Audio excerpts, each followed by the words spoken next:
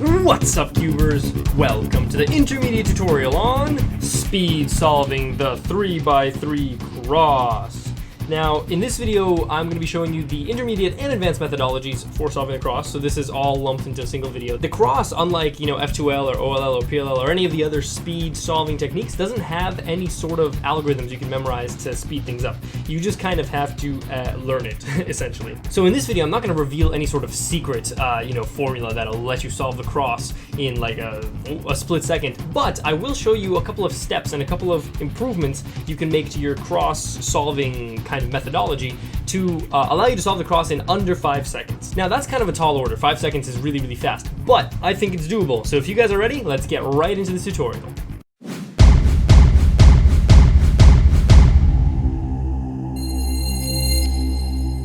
Alright, so I'm going to start this video off by showing you 4 pieces of advice that you should know before you start solving the cross. Then I'm going to hop into some strategies and then finally some example solves both on this cube and on this cube. If you need any help navigating this video, take a look in the description. I've put all the information there. Right, so the strategy for speed solving the cross relies on 4 different facts. First of all, every single cross can be assembled by a maximum of 8 moves, okay? Usually a cross can be assembled in 6 or 7 moves, and by a move I mean something like this, that's 1 move, or maybe something like a double spin, so that's 1 move right there. So in at most 8 moves, and usually about 6 or 7, you'll be able to solve this cross, which if you're able to manipulate the cube really quickly, making 6 moves should take you, maybe 3-4 seconds max. The second bit of information is that the cross can be solved out of order, right? So instead of constantly connecting, the green to the green and then the white to the white, to like this, to make the proper correct cross, you can actually solve the cross like this if that saves you some time, and then leave this one final correction spin at the end, and we don't even count that as a move for the cross, right? That's just kind of like an arbitrary step. So you can actually solve the cross like this, with all these colors misaligned, as long as they are all in the same order that their centers are, so that with a single move you can reconnect the entire cross to its appropriate centers. Now for this part, it's highly recommended that you actually memorize your color scheme, so you memorize that when, for example, white is on top, red is on the left, and blue is on the right, for example, something like that. But if you don't memorize it, you can be in the middle of solving your cross, you can be kind of looking and using these centers as kind of an orientation to determine where they're supposed to be. So say, for example, you have like a completely messed up cross, and you have, red here and green here, and you want to make sure that that's correct. Well, you take a look at the centers, and you see that the red is on the right and the green is on the left, which means that this cross formation here is correct, right? So you can use the centers as orientation points, but if you can memorize the color scheme of your cube, that's going to make your life a lot easier. All right, the third step is the most critical, and that is planning out your cross. The reason you're able to solve the cross in, under 5 seconds isn't because you're some sort of genius and in 5 seconds you can figure out all of the different moves and then execute on them. No, it's because of the little caveat that you get a 10 to 15 second inspection time of your Rubik's Cube before you start timing. This is what people do in tournaments. This is what people do when they self-time. You always give yourself a 10 or 15 second window just to take a look at the cube. You don't turn anything, you just take a look at the cube, then you place it down, and then you start timing yourself, right? So in that 15-second window, you need to figure out the 6, 7, or maximum 8 moves to build your cross, such that when the timer starts, you can just start going, right? You already have all the moves, you already know all the moves, so you should be able to do this blind. You should be able to close your eyes and just execute all the moves in under 5 seconds, okay? Because you already know every single move that's gonna happen. You've already visualized what's gonna occur, and you're gonna have built your cross in your mind already. So all you gotta do is just close your eyes and go for it. And once you've practiced this enough, you can actually get it to the point where as you're solving the cross, you're already looking for your first F2L pair. Which brings me to the final point, and that the cross should be solved on the bottom. So if you're starting with white, for example, if you're building the white cross as your first step, you should be starting with yellow on top, right? Because this is how we do F2L, this is how we do all of our third layer algorithms, and this cube spinning from, the white on top to the yellow on bottom, takes up, a second and a half of your time. It's valuable solve time that gets eaten up if you solve the cross on the top. So if you solve like this first, and then flip the cube over and like, okay, now we're doing F2L. First of all, you lose your advantage because now you have to start from the beginning looking for your F2L pairs. And second of all, like I said, this cube rotation takes forever. Whereas if you're building here and you're proficient enough at building this without even thinking about it, after doing the 15-second inspection time, you'll be able to start already looking for your F2L pairs, which will also cut down your time significantly. Now, in this video, I might solve it with white on bottom, or I might solve it with white on top. All of this is for demonstration purposes. All right, now let's get into some strategies. So pretty much much the basic strategy you'll need to know for solving the cross is the distinction between a bad edge and a good edge. Now, a good edge is one that takes at most one move to put into position. So for example, this is a fantastic edge, right? Obviously, because it's already connected, right? We don't need to do anything about this. This isn't even any kind of edge. This is a correct edge. This is a placed edge, right? So there's a placed edge, a good edge, and a bad edge. This here is a placed edge.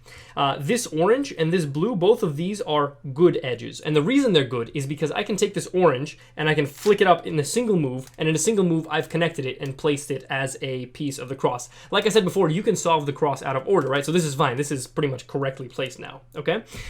Given that all your other ones are correctly placed. So the blue, likewise, is also a good edge, because with a single flick, you can get the blue up into the top layer, and now you've kind of in a single move brought this blue from the bottom to the top. Now you've inserted this blue edge into your cross, right? So that's why it's a good edge. Now, this edge right here is bad. This white-red edge is bad. Why? Because there's no way you can do a single move and place this edge into the cross here. So for example, to place this edge, I would need to drop it down using one move, and then bring it back up using another move. See, that's two moves. Even if the edge was down here in the bottom layer, it's still a bad edge, right? There's no way I can actually swing this up into the cross in a single move. I need to, lift it up and then lift it up, or something like that, right? I still need two moves to insert it into the cross. And so a strategy to fixing your bad edges, if you end up with a bad edge at the bottom, say for example, if I end up with this red piece here, right? A common strategy will be to place your good edges, right? And as you're placing them, the bad edges should be piggybacking off of the moves that you make for that piece. So let me show you an example here. Say, for example, my situation was like this, right? So here we have a bad edge down here, right? And then here we have a good edge in the middle.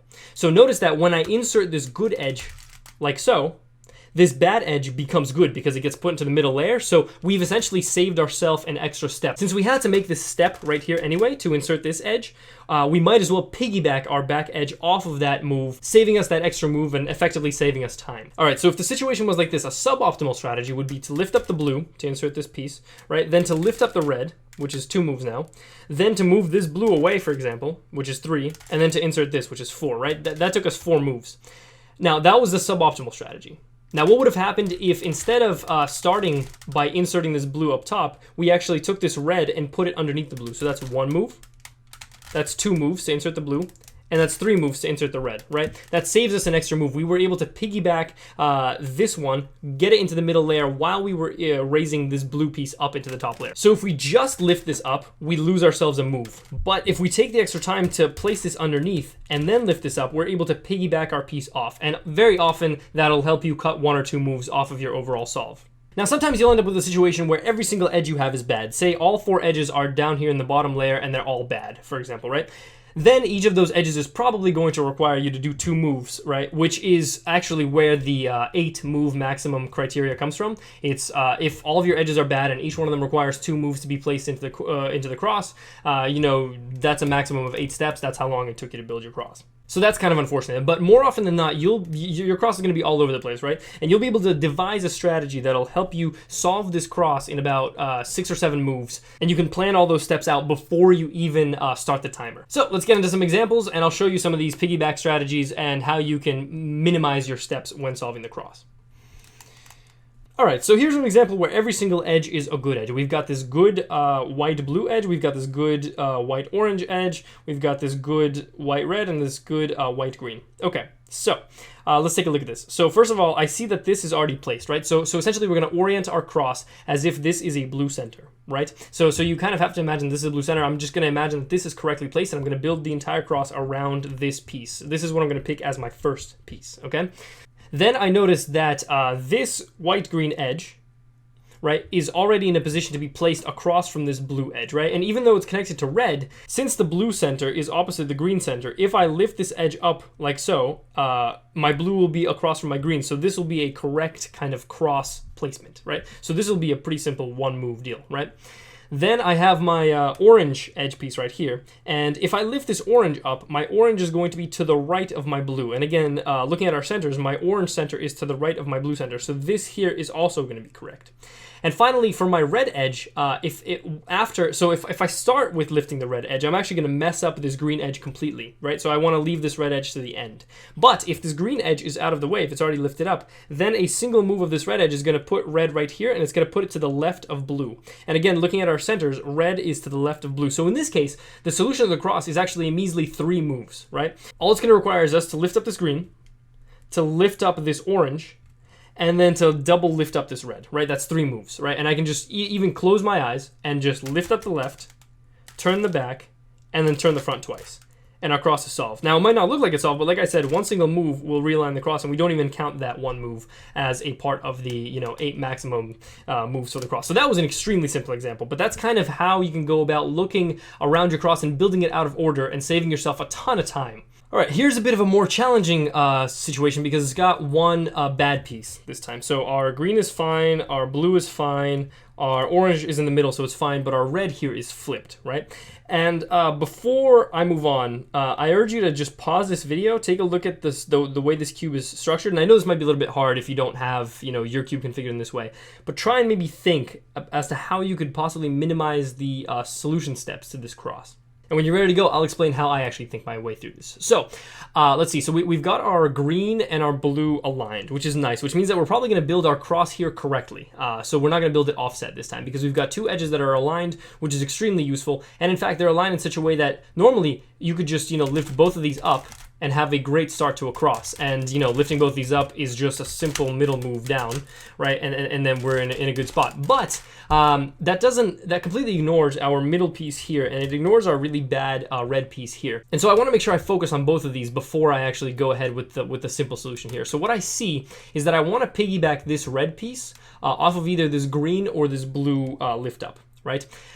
Now, if I wanted to do it off of this green thing right here, I would turn it left, such that when I started lifting up this green, right, I would actually connect it here, connect the reds here. But what that's going to do is it's going to put this orange down at the bottom, and then that's kind of annoying, and it's just a pain. So in my opinion, it's a lot better to actually move this red over to the right side, like so, right, and get ready to connect it here as we lift up this blue, okay? So that's what I'm going to do. So that's going to be my first move. I'm going to move this red here and prepare to piggyback off of this blue lift up, right, to connect these reds and be ready to go. In the meantime, I also want to lift up this orange up here and connect it with this orange center before we do anything else, right? Because we've already got the blues connected, we've already got the greens connected, we're about to connect these reds, right? And I also want to make sure that this orange gets connected to its appropriate center. So what I want to do is I want to get this red piece out of the top layer. Once it's out of the top layer, once it's connected to its own center, I'm going to take this orange piece and I'm going to connect it to its orange center, and then I'm just going to lift up all the rest of the pieces, right? So the final lift ups are going to be 1, 2, 3 for the red, green, and blue,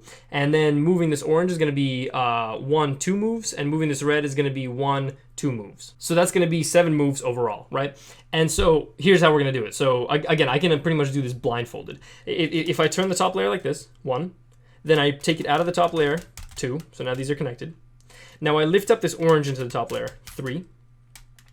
I turn the top, 4, and that way my oranges are connected. And now I have 3 more moves left, 5, 6, 7. Boom, and the cross is done. 7 moves, all right? Okay, let me show you one final example of the hardest part, which is when all 4 edges are incorrect. So this here is the toughest example yet because all 4 edges are bad, like I said.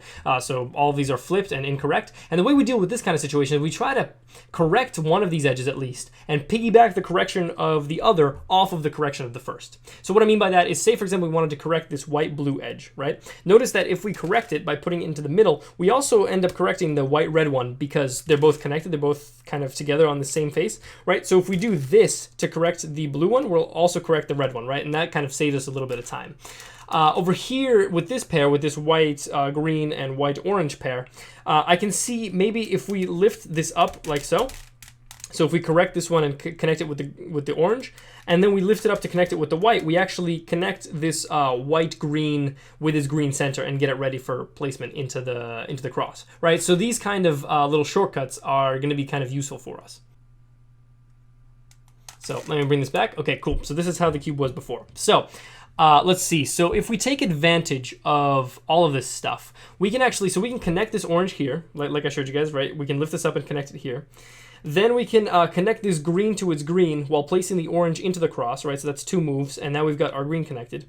This move right here, like I said, we'll be able to connect these 2 blues together, right? So in that way, we'll connect our oranges, we'll lift up the orange, we'll have our greens connected, then we can connect our blues, and the final one that's going to be left is going to be this red, right? Which we can insert at the very last step once we've reoriented the cross a little bit. Now, we have to start with this orange thing, right? Because after we do this orange move, we notice that this green is going to be here connected to the green. And if we want to lift that back up, right, we'll kind of be in a pickle if we end up doing this first, and then our red is here, so that when we use our connected green to finish off this cross leg, we're actually going to be breaking this this red piece here. So this correction, the one I showed you in the beginning, the blue-red one, should be left until the very end, right? Okay. So enough showing you, let's try and visualize this in our mind, right? So we're going to lift this up. That's going to be one move, right? That's going to be a forward turn here. Then we're going to lift it up to put it into the cross. So in 2 moves, we're going to have built one little leg. Then in 3 moves, we're going to have built both these legs because we'll be able to lift this green up. Then with our 4th move, we're going to lift this left part up to connect our blues. See, our blue is going to be connected to our blue here, right? Which we can then immediately lift up because our orange is already going to be in place and our green is already going to be in place. So our little T is going to be done in 6 moves. Okay, and then this red piece is going to be over here, and we're going to want to lift it up this way, right? So we're going to want to take our T that we're going to have here, turn the top like so that the T looks like this. And then this red piece that's going to be here can be lifted up and the cross will be complete, right? So that'll be an overall of, I believe, 8 moves. So let's try kind of playing that in our mind. So we take this orange, right? So we turn the front, we lift up the right, we turn the back, and that way we've got our little L shape done here, right? Because once we've turned the back, we've brought this green up with it, right? So we turn the front, we lift up the right, we turn the back. Okay, so that's 3 moves. Then we can turn the left, lift up the front again, because now our blue is going to be sliding in here. Turn the top, and then turn the back. Okay, so let's rehearse that a couple times in our mind, and then actually execute it. So turn the front, turn the right, lift up the back, turn the left, turn the front,